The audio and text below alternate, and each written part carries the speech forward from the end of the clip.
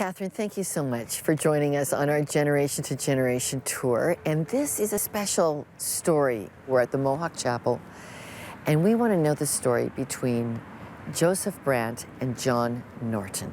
Okay. Those are their English names. You can tell us their First Nations names. Yes.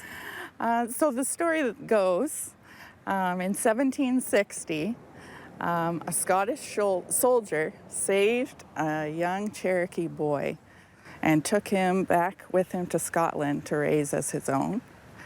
And so the boy grew up and he married a Scottish woman, and they had a son, and he was named John Norton. So when John grew older, he joined the army, and he was assigned at Fort Niagara in 1784.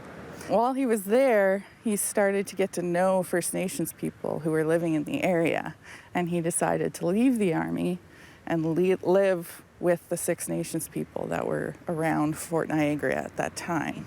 Started working as a trader, and it was during that time that he learned 10 First Nations languages, and this is when he met Joseph Brant, who we know as Tyendinaga, who is a famous Six Nations leader. Many places in the town where we broadcast from are named after Joseph Brant. Yes, yeah. Joseph Brant really noticed in Norton that he was a really good negotiator and a good translator, interpreter for trade purposes. And so probably a lot because of that, he adopted John Norton as his nephew and gave him the title of Peace Chief, and he also gave him his Mohawk name. We're standing on the very land that commemorated the relationship between the Mohawk people and the British Crown. In 1879, treaties for this land were being ignored. John Norton traveled back to England to renegotiate those Mohawk treaties, and while he waited to see the Crown, he was tasked with translating the Gospel of John into Mohawk. The written records say that he worked from sunrise to midnight every day, and he translated the Gospel of John in 2 months, which is pretty impressive. Remarkable. Yeah. So the scriptures get brought back here from England in Mohawk, and this is still the time when the treaties aren't being understood or negotiated well. What effect does a Christian scripture, the Gospel of John, have on being brought into the Mohawk people?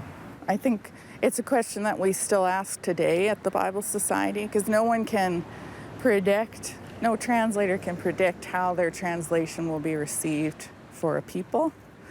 And I think Canada is a really unique situation, because a lot of Bible translations were the first written resources in our languages, because we were an oral culture, right? So it's a big shift, when, all your history has been oral, and then all of a sudden there's a book. For a First Nation person, what would the conversion process be like into Christianity? I think it would depend on the individual, and things happen differently in different parts of our country. And so sometimes it looked different.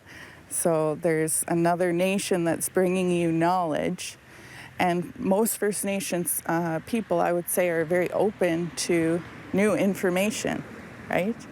And I think a First Nations person who had a conversion to Christianity would recognize something that stirred in his heart and wouldn't have a problem embracing Christianity.